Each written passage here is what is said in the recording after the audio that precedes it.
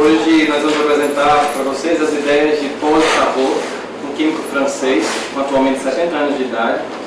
Carreau foi diretor de investigação do Centro Nacional de Pesquisa Científica da França, do qual Edgar Morin é diretor emérito. Dedica-se há muitos anos à arte que chamamos de divulgação científica ou jornalismo científico.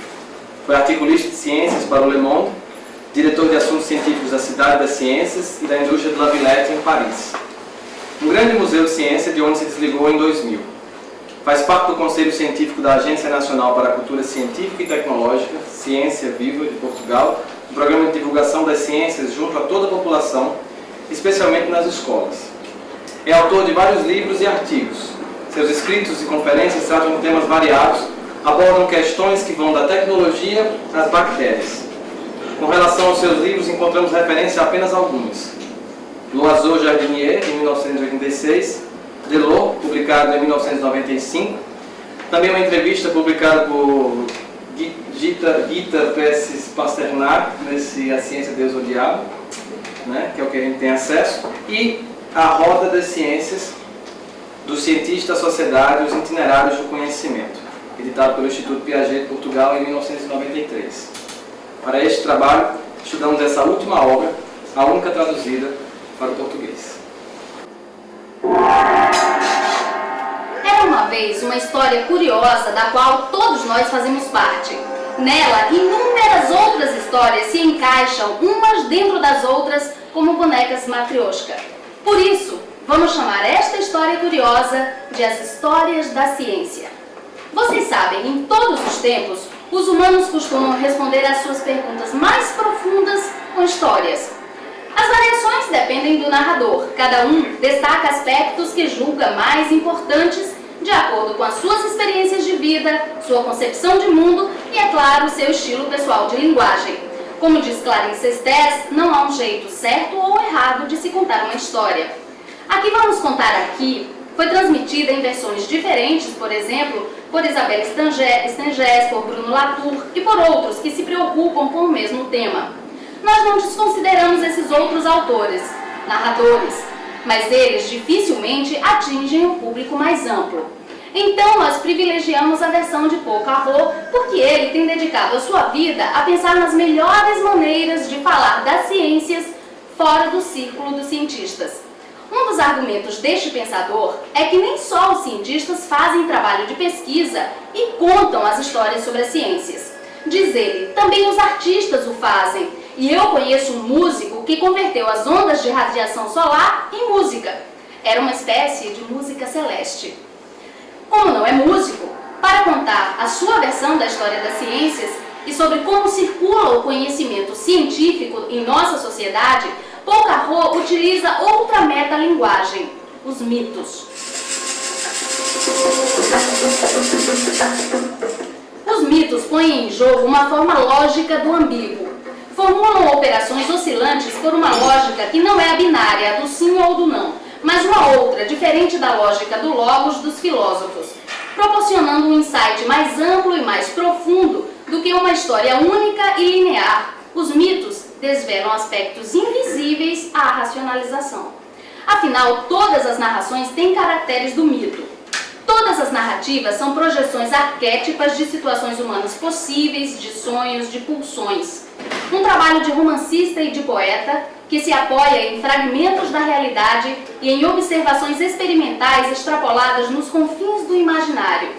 Os mitos mais antigos estão bem vivos na transmissão da ciência ao público e também no processo de descobertas e de desenvolvimento científico. Vamos à história. Para ouvi-la, sintam-se aconchegados entre amigos, como se estivessem em volta de uma fogueira sob a luz da lua, por onde os saberes humanos se conectam e se contrapõem. Por essas trilhas, caminha Hermes.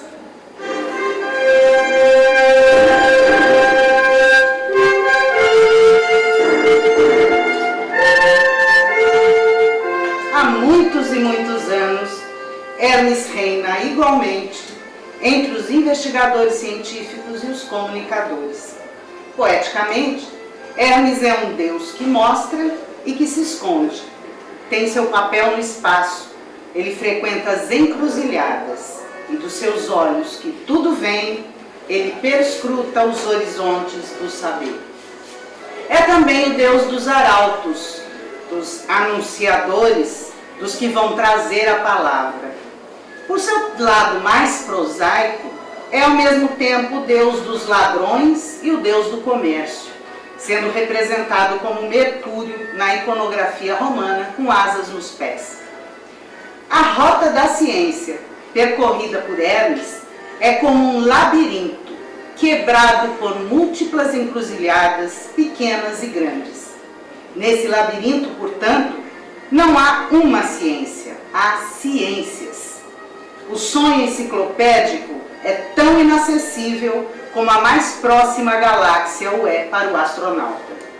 Qualquer explorador desses caminhos de Hermes só terá uma visão parcial do que procura, porque o gosto do conhecimento é inteiramente semelhante ao amor, uma viagem virtual em abismos, onde o amante sonha espaços de volúpia tão intensos que, para viver essa experiência, está pronto a tudo sacrificar. Descrever esses abismos não é tarefa fácil. Em geral, os cientistas são toupeiras monomaníacas cegas. Se comunicam por uma linguagem difícil de compreender. Se comunicam através de um código esotérico, restrito a poucos iniciados. Além de esotéricos, os discursos são também fragmentados. Para representar a complexidade da circulação do conhecimento, vamos usar o mesmo truque do Paul Carreau, a mandala tântrica tibetana. O Tantra significa contínuo ou continuidade. Propõe incorporar todas as ações, todos os pensamentos, todas as emoções no caminho. A mandala é um tipo de diagrama cuja arquitetura representa tanto a natureza da realidade como a ordem de uma mente iluminada. Forma um conjunto de metáforas que simboliza mutações. Ela é como uma carta geográfica que se desdobra no espaço imaginário. Lembra o inacabamento do conhecimento, a complementaridade, a incerteza, a não linearidade da transmissão dos saberes e as ocorrências do acaso. Aqui nós temos uma mandala, que é a roda da fortuna, que com seu sobe e desce, por exemplo, representa as alegrias e desgraças humanas, como demonstra o impacto rítmico do poema Ó Fortuna. Ó fortuna, tal a lua, uma forma variável, sempre enchendo ou encolhendo, ó que vida execrável, pouco duras quando curas em nossa mente as mazelas, pobreza, riqueza, tu derretes ou congelas. Bruta sorte, és de morte, tua roda é volúvel, benfazeja, malfazeja, toda sorte é dissolúvel. Disfarçada de boa fada, minha ruína sempre queres, simulando estar brincando, minhas costas nuas feres. Gozar saúde, mostrar virtude, isto escapa minha sina, opulento ou pulguento, o azar me arruína. Chegou a hora, convém agora o alaúde dedilhar, a pouca sorte do homem forte, devemos todos lamentar. Volúvel, benfazeja e malfazeja, assim Paul Carreau representa a roda das ciências. A mandala opera como uma imagem fractal. O norte está em cima, o sul embaixo, o oeste à direita e o oeste à esquerda. O conjunto, centro e diversos setores representa o processo do nascimento do saber científico, que neste diagrama trata do conhecimento contemporâneo, do século XVII aos nossos dias. Ilustra as condições de acumulação do saber e a maneira como ele é difundido na sociedade. No centro, há um círculo-fonte. Aqui está representado todo o conhecimento anterior ao aparecimento da ciência contemporânea. O círculo-fonte é composto por 4 setores: a teologia, a filosofia, a arte dos magos e, por último, o que mostra como esses modos de conhecimento operam sobre a divindade e a obra divina, sobre o espiritual. Era assim que a ciência se configurava na época de Copérnico.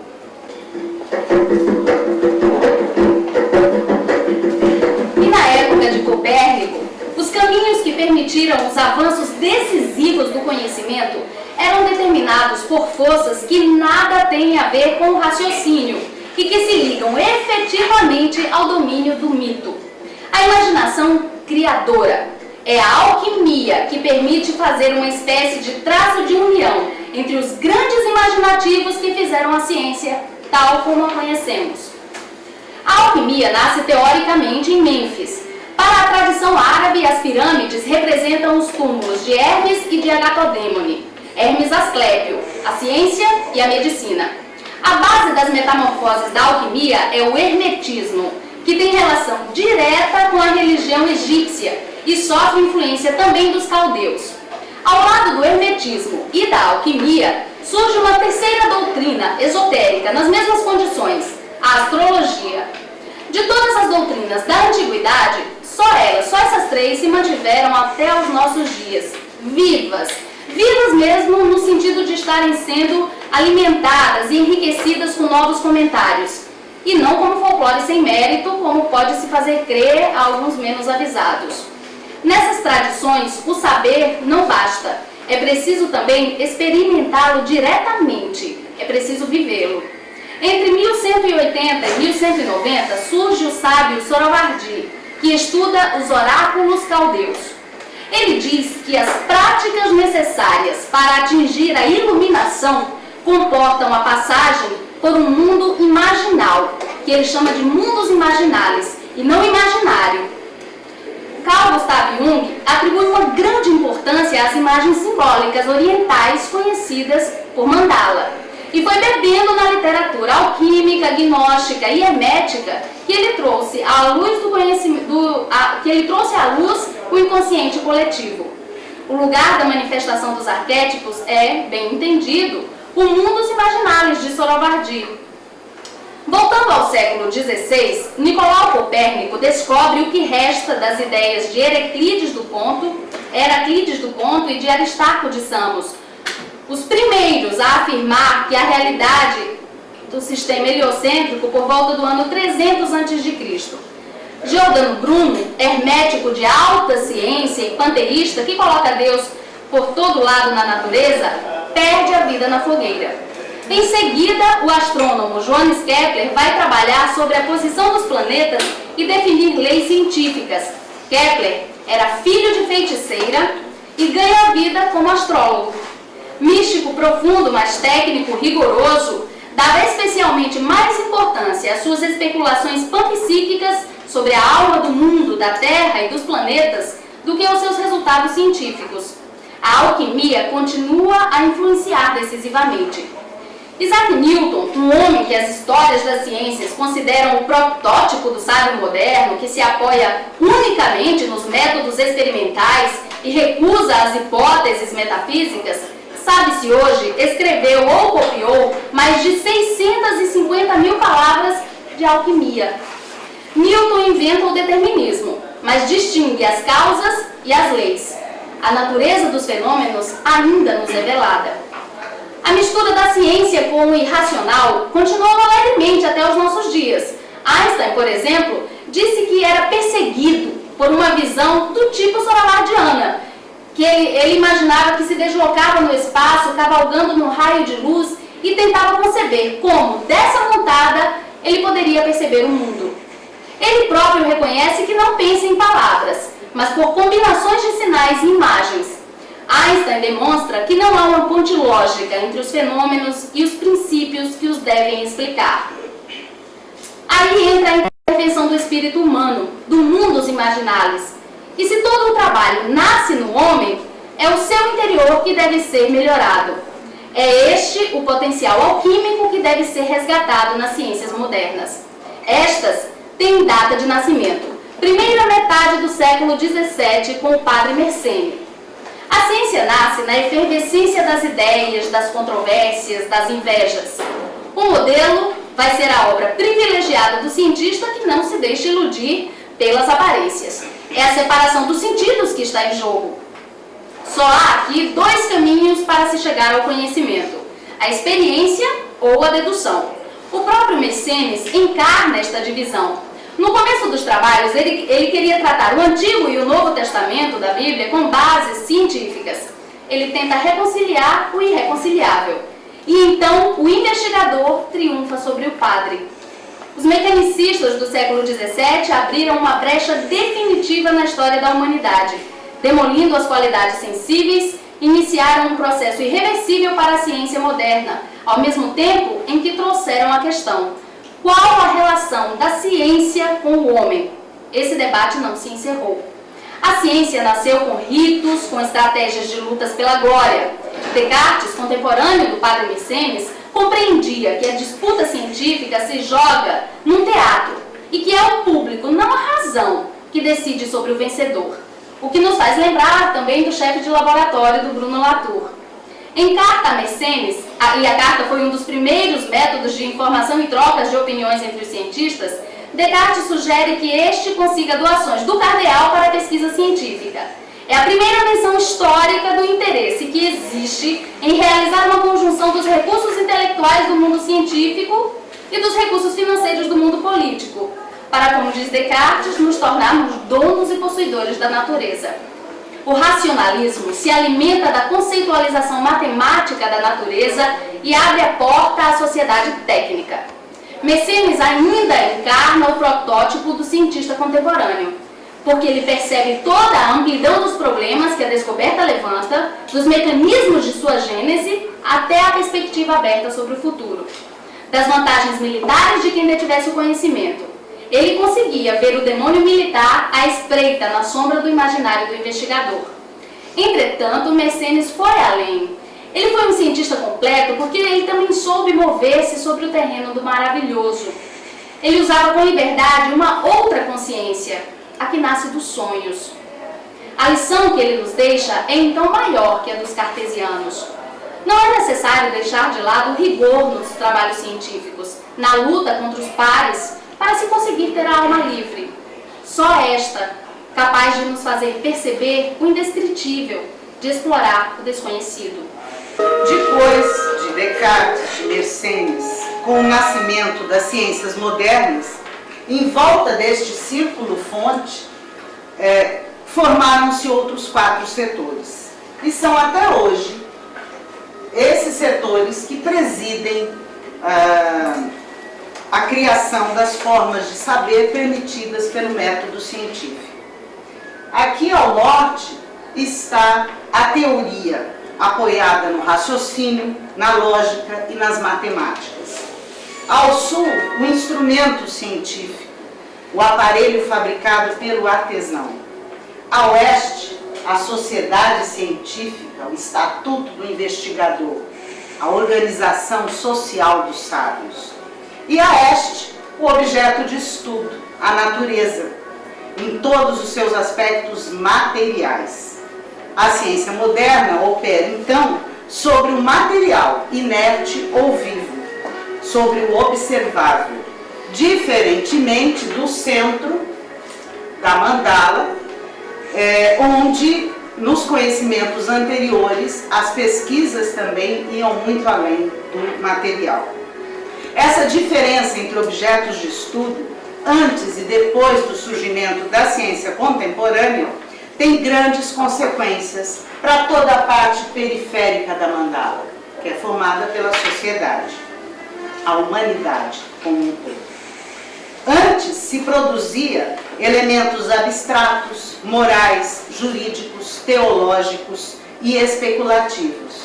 Hoje, a invenção do saber é acompanhada da produção de objetos que mudam a vida cotidiana e transformam materialmente as bases culturais da sociedade.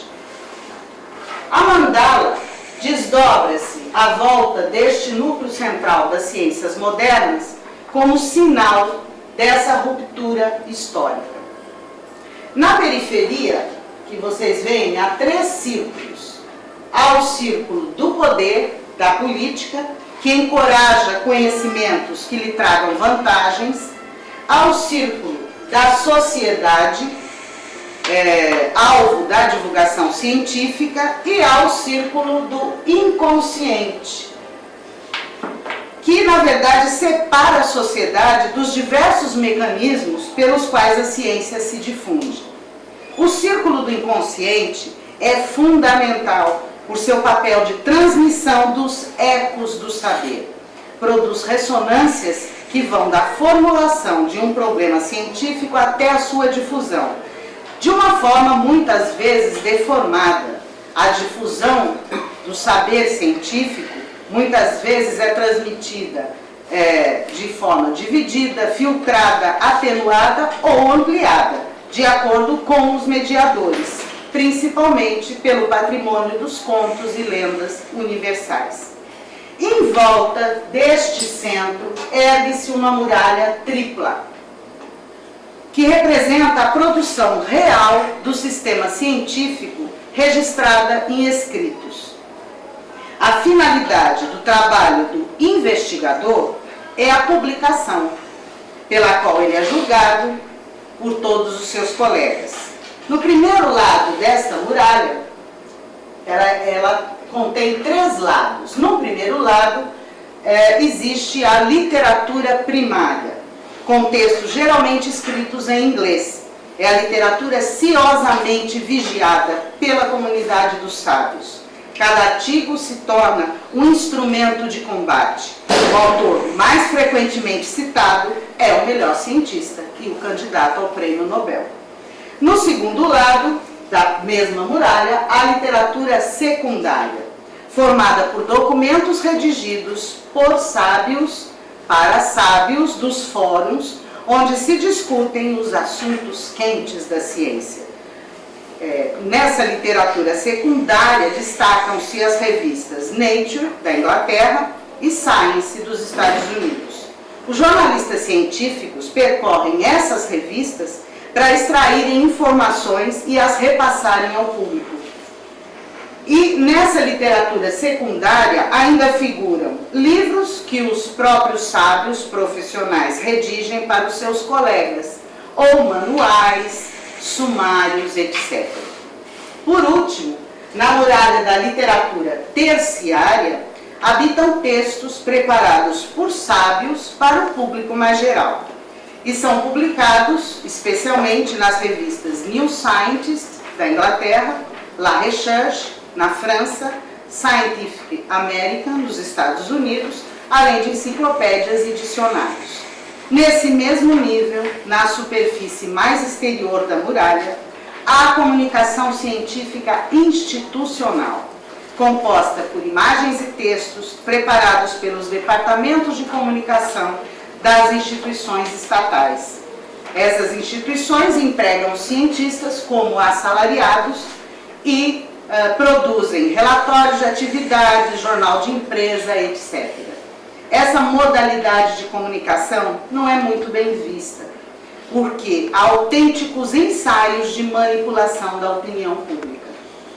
Em nossa realidade, a gente poderia incluir ainda outras formas mais democráticas de diálogo dos cientistas com o público mais amplo.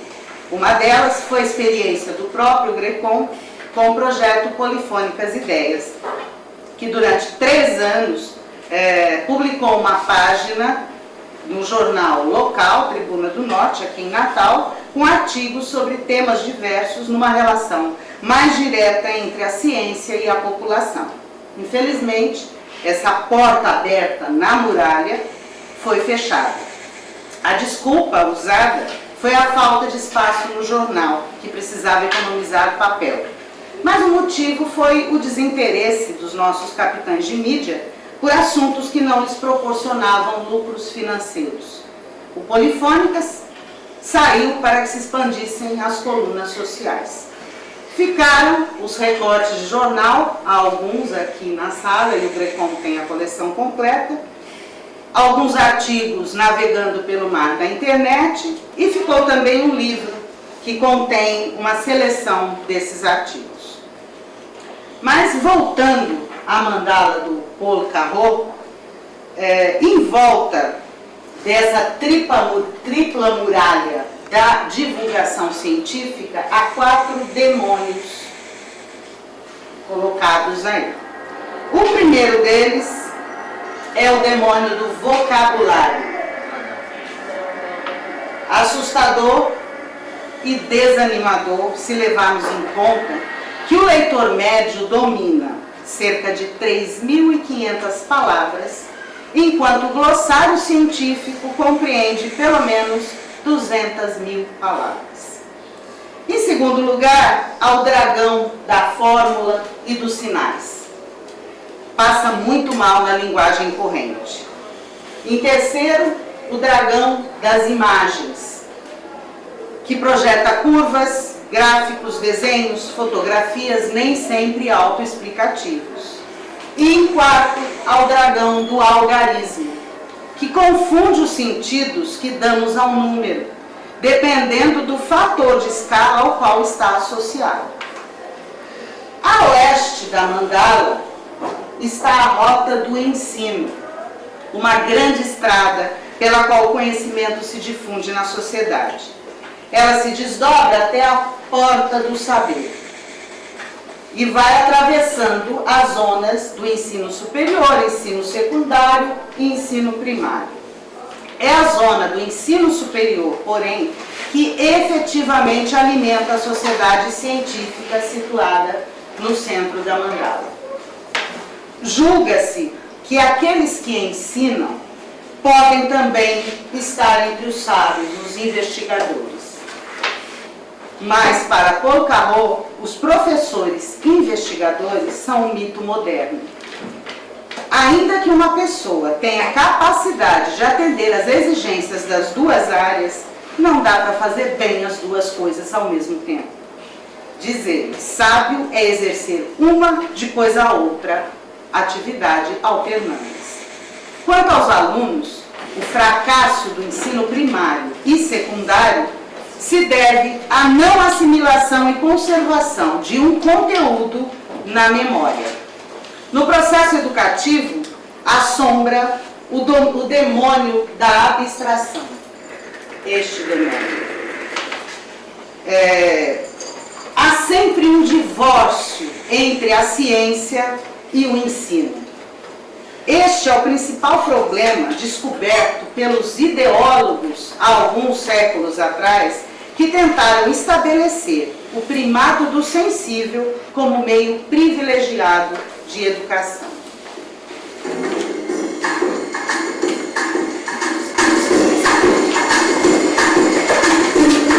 Os ideólogos queriam restabelecer o ensino através do sensível. Então, no período da Revolução, por volta de 1789 e 1804, reata-se a aliança entre os homens do poder e os cientistas. Neste período, os ideólogos participaram ativamente do poder, mas, ao assumir o Império, Bonaparte tratou logo de substituí-los por outros mais técnicos e menos doutrinários. Para Paul Carreau, a aventura dos ideólogos mostra como os criadores de ciência agem para levar a ciência ao povo, tanto pela via da educação como pela via da indústria. Quem são esses ideólogos? São todos aqueles que, mesmo no meio de todos os tumultos da Revolução e do Império, comungam de um pensamento filosófico embasado nos princípios de Bacon, de Locke e de Condillac. A lição discreta que os ideólogos sedimentaram durante o curto período de glória oficial deixou marcas profundas e contundentes, impondo ideias. Ideias que, na época de sua primeira formulação, pareciam revolucionárias, mas que hoje parecem evidentes. Afinal, o que é a filosofia dos ideólogos? É uma filosofia construída sobre um modelo linguístico que se apoia na análise, onde a ferramenta desta análise é a sensação. Então, o que os ideólogos propõem é um método experimental que se baseia na observação. O seu domínio de eleição é o das ciências naturais, englobando o estudo das sociedades. Com essa proposta, os ideólogos se apresentam como intelectuais esclarecidos. A grande obra dos ideólogos vai ser a criação da escola normal, e é nas atas desta escola que se encontra o famoso diálogo entre Garat e Claude de Saint-Martin, onde Saint-Martin defende o conceito de um centro moral, que julga o que é bom, distinto do centro intelectual do entendimento, que julga o que é verdadeiro, enquanto Garat defende que tudo isso é indissociável. Os ideólogos, como cientistas, como filósofos e como políticos, situam-se numa viragem da história que os imergiu um pouco na consciência nacional. Este esquecimento é curioso. Claro que os ideólogos não são escritores, manejam uma língua que ainda não foi renovada pela impetuosidade romântica. Eles são atuais e abordam problemas tão concretos que quase poderíamos chamá-los de intelectuais ou políticos contemporâneos. Pode-se pensar que alguns deles estivessem muito avançados em relação ao tempo em que viveram, e talvez hoje devêssemos meditar sobre a sua mensagem. Bom, no quadrante sul, aqui da muralha, a muralha das literaturas, à volta desse núcleo central da ciência, começa a rota da indústria.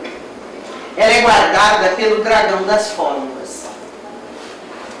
Essa rota conduz diretamente à porta da riqueza, assim como a do ensino levava à porta do saber. Sem intermediários, a indústria tem um poder direto sobre a produção científica. Explora a produção dos sábios e fabrica objetos materiais para vender. A nossa cultura repousa sobre diferentes caixas negras que a tecnologia fabricou. E a escola não se preocupa em dissecar e explicar esses objetos familiares do cotidiano. Sobre essa rota, a rota da indústria, vela o demônio militar. O espetáculo da guerra é um meio muito prático de divulgação científica. Guardada pelo dragão da imagem, aqui está a rota do espetáculo. Poincaré dá muita importância a essa rota, porque para ele, quase todas as grandes descobertas fundamentais foram difundidas por essa rota. Para ele, os romancistas e os artistas, sempre à espreita do que pode alimentar o seu imaginário, compreenderam há muito que a ciência era uma fonte maravilhosa de novos temas. Esse caminho também é muito utilizado pelo jornalista científico chamado Terceiro Homem, a quem compete ser um ponto de ligação entre o ignorante, a sociedade e os sábios. A ciência torna-se, assim, um gênero no mercado da cultura. A difusão da ciência, pela via do espetáculo, é muito mais rápida. Tanto na indústria como na educação, ao contrário, a marcha é lenta. No movimento de vai e vem constante, essa é a rota mais movimentada, a rota do espetáculo também abriga uma autoestrada chamada autoestrada do romance. Aqui as matérias científicas são romanceadas pelos livros, pelos jornais e pela TV. Nessa autoestrada anda-se depressa, e o pouco que fica nas cabeças da humanidade à volta da mandala veio daí, desta rota. Um bom literato sabe jogar com as cordas sensíveis dos mitos. O espetáculo dos saltimbancos iluminam o caminho. E a TV, por sua vez, ejacula fótons de seus tubos e telas. Executa uma aliança despercebida da maioria dos mortais entre ciência e espetáculo. No ar, o Jornal da Ciência. Boa tarde. A resistência intelectual à imagem não é recente e é tida com uma certa hostilidade para com uma ciência que rejeita os sentidos fisiológicos como meios de conhecimento. Rousseau estava irritado com os autômatos, Baudelaire com os fotógrafos. A aliança entre a arte e a ciência há muito tempo mostra a rota estratégica da ação. É Brunelleschi que, diante de Santa Maria del Fiore, na Florença de 1425, inventa experimentalmente a perspectiva e põe pela primeira vez frente a frente a realidade e sua reprodução exata. Os instrumentos científicos vêm daí. As primeiras próteses dos sentidos trazem a dimensão da vista ordinária, o microcosmo pelo microscópio, o macrocosmo pelo telescópio. É fácil o salto da óptica da luneta astronômica à do projetor. Tischer inventa em 1671 a lanterna mágica. A química fornece a fonte luminosa, o pintor a imagem, e mais tarde é o popular que se diverte perante as fantasmagorias projetadas para um lençol no escuro de uma barraca de feira. Eis os monstros de Robertson, inventor de um gênero pré-histórico do cinema. Monstros contemporâneos da descoberta científica. Em setembro de 1799, Le Bon registra a patente do gás de iluminação. Gás este obtido a partir da hulha para as cidades. Em 20 de março de 1800, Volta anuncia a descoberta da pilha elétrica. O artificial vai substituir o natural. A noite vai morrer. A imagem percorreu um longo caminho desde o batistério frente a Santa Maria del Fiore e está hoje em toda parte. Desde o tempo da vela, a luz mudou muito. A ciência que produziu tudo isso é uma fada inconsciente e cega. A ciência e a imagem sempre caminharam de mãos dadas, uma puxando a outra. O computador transforma a fórmula matemática em imagem, os fractais.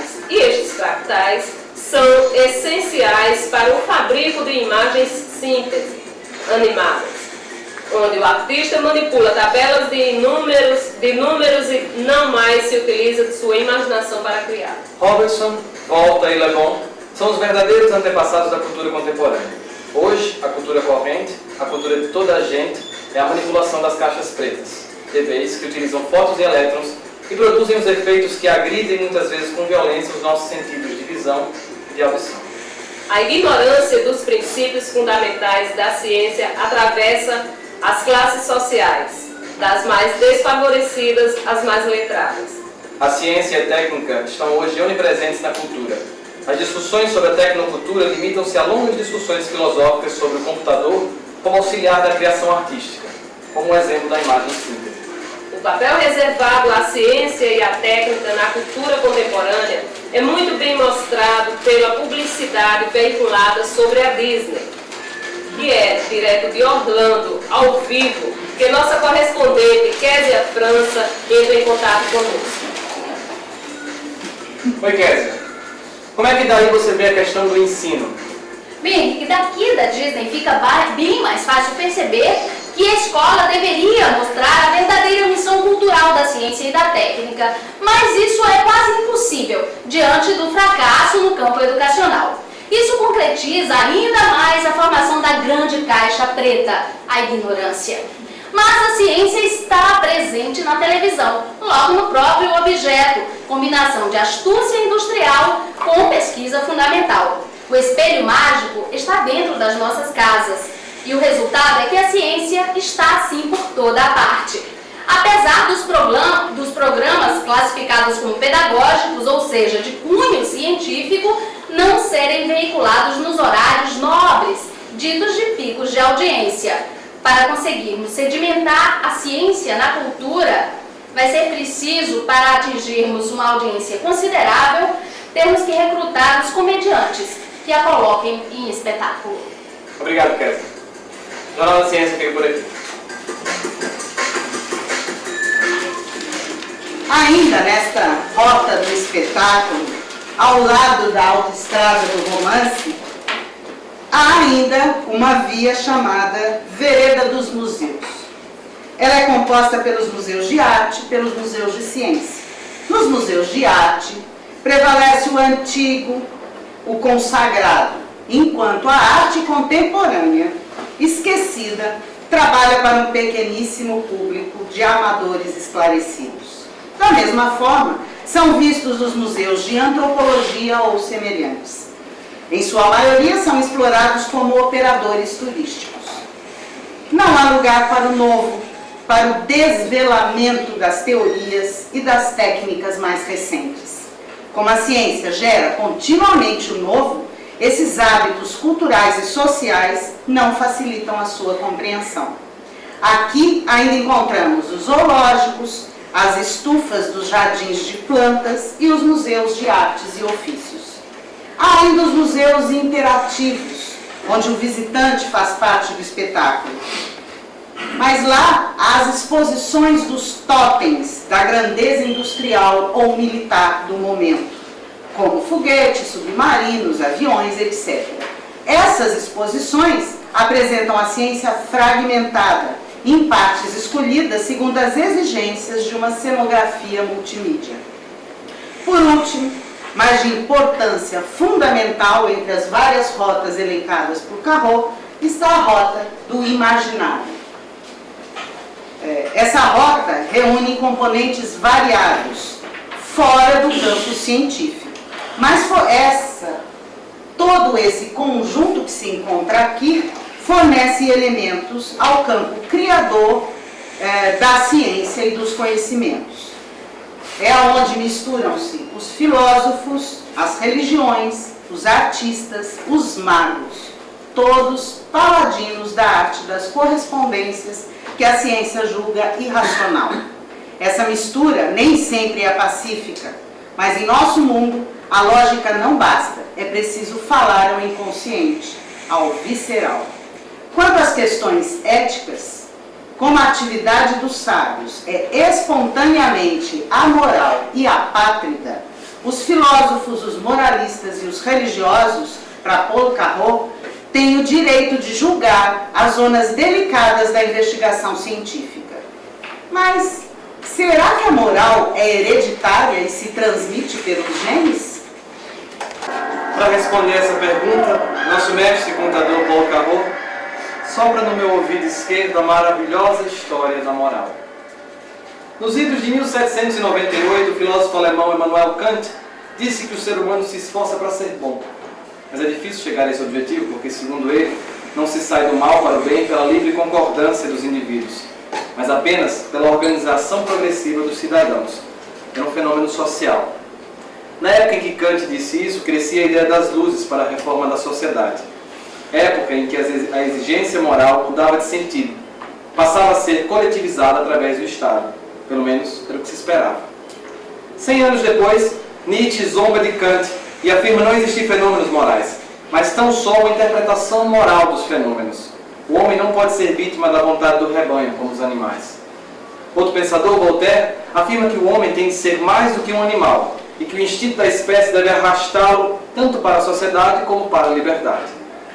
Então, a moral está de alguma forma entalada entre o individual e o social. Para compreendê-la, segundo Kant, precisamos entender esse fenômeno natural da evolução, onde o homem sai de um degrau inferior da animalidade para o degrau superior da humanidade. Em 1995, uma nova ciência surge para botar mais lenha na fogueira da moral, a sociobiologia. O zoólogo da Universidade de Harvard, Edward Wilson, foi um dos seus fundadores. Especialista em formigas e em outros insetos sociais, Wilson observou que apenas 13 grupos de insetos evoluíram para uma forma complexa de vida social.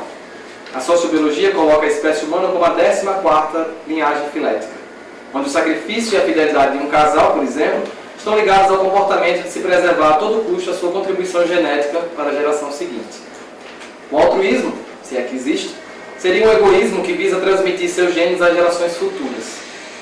Funda-se uma base biológica para os fenômenos sociais. Menino, isso gerou uma confusão. Acusaram Edward Wilson de ativista político em favor do capitalismo. Chamaram-o de racista. O etnólogo Marshall Sahlins disse que a sociobiologia era um capitalismo genético, onde a ascensão social de alguns era uma fatalidade biológica. Alguns sociobiólogos sugerem até os dias de hoje que há inclusive genes para comportamentos como conformismo ou homossexualidade. Paul Carreau me sopra de novo no ouvido dizendo: mas que bobagem, os genes não têm qualidade intrínseca. É o meio ambiente que os torna bons ou maus. O valor biológico está mais na diversidade. Jacques Bouffier sopra no meu ouvido direito dizendo que o perigo da sociobiologia é justificar eventualmente os enfrentamentos entre os povos. Ameaça real reforçada pelos comportamentos egoístas das nações perante as crises. Mas então, como se justifica a moral? Paul Carreau conta uma história cínica da moral, onde revela o conchavo entre a Igreja e o Estado, e todos os artifícios pérfidos que são usados para convencer as nações à resignação e ao sofrimento, uma vez que a vida teria pouca importância, pois todo sofrimento será compensado no além, onde tudo será prometido. Destrói-se assim as vidas individuais, as nações crescem, a moral inventa a pátria, o amor a bandeira para justificar o sacrifício da vida. O ápice se dá no estouro de 2 grandes guerras mundiais que matam milhões de indivíduos. Os genes não previram isso. E os tempos mudam. Saímos do uno, do único, para o múltiplo. E segundo Carreau, a moral que deve permanecer é uma moral exigente. É essencialmente uma moral da responsabilidade e da vontade individuais. É a moral da disciplina do caçador ou guerreiro, que sabe que só há uma vida e que deve se agarrar às oportunidades, preparar-se para elas o melhor possível, mas não se apiedar da sorte, permanecendo-se distanciado das coisas, não se implicando na ação, agindo sem esperar uma recompensa. O ideal é levar uma vida controlada. Não há que se ter vergonha de assumir a condição animal do homem, mas é absolutamente necessário aprender a controlar. Voltamos para a mandala de Paul Carreau e, ainda na rota do imaginário, ele muito bem humorado, incluiu a presença dos parisienses como uma categoria social especificamente francesa. Só que engano dele. Em todas as sociedades existem os intelectuais conterrâneos, que se comportam do mesmo modo que os frequentadores dos salões parisienses. Nesses meios, encontram-se doses de ignorância enormes, absolutas, deliberadas. Esses neo-enfatuados são sistematicamente hostis à ciência e à técnica, porque pensam eles, isso chatifica, e excluem-nas quanto podem das zonas de produção que controlam. Nas ciências humanas, o apego dessas figuras carimbadas ao tradicional, às teorias moribundas, chega a ser visível. Alguns desses intelectuais ocupam até as colunas de jornal para, em sua irracionalidade, julgar irracionais os movimentos em direção ao novo e ao vivo da cultura. Às lamúrias sobre o passado perdido, juntam-se os discursos sobre o apocalipse. A catástrofe está na moda. A culpa é toda da ciência. Quase ninguém se lembra que a ciência é produzida por e para os mesmos seres humanos que a acusam de destruidora. A saída mais comum é a de pôr a ciência não no parlamento das coisas e dos sujeitos, mas no banco dos réus. Plantão da ciência. O julgamento da ciência começou esta manhã e as principais acusações são a falta de limites no avanço das ciências, sua oposição ao humanismo observada nas degradações ao meio ambiente e nos desenvolvimentos no campo da saúde pública, principalmente no campo da genética. Os advogados de defesa alegam que essas afirmações são exageradas e foram criadas pela intensidade da angústia que o medo instalou no cérebro das pessoas. A defesa deve chamar para depor esta tarde ainda a ovelha Dolly, que através de um codificador tradutor de sons animais, recém-inventado pelo laboratório de Oslo, terá o seu depoimento traduzido para o português. A defesa espera que Dolly relate os seus bons tratos e o futuro de sua casta. Quanto às acusações à inteligência artificial, os advogados afirmam que no cérebro não existem silício nem arseniato de galho e que a sólida resistência do nosso corpo e do nosso espírito à reprodução artificial perfeita nunca poderá ser completamente matematizada e nem completamente dissecada.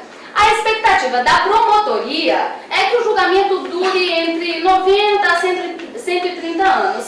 E a grande dúvida é se os advogados, descendentes destes que começaram o julgamento, herdarão geneticamente a moral de seus pais e avós para conseguirem conduzir o caso eticamente. Em qualquer instante, hoje ou daqui a 50 anos, nós voltaremos com mais notícias. Adeus, campos. Aceitai minha despedida. Fico governando essa zona de cá por inteiro, até a ponta dos trilhos em Rio Branco.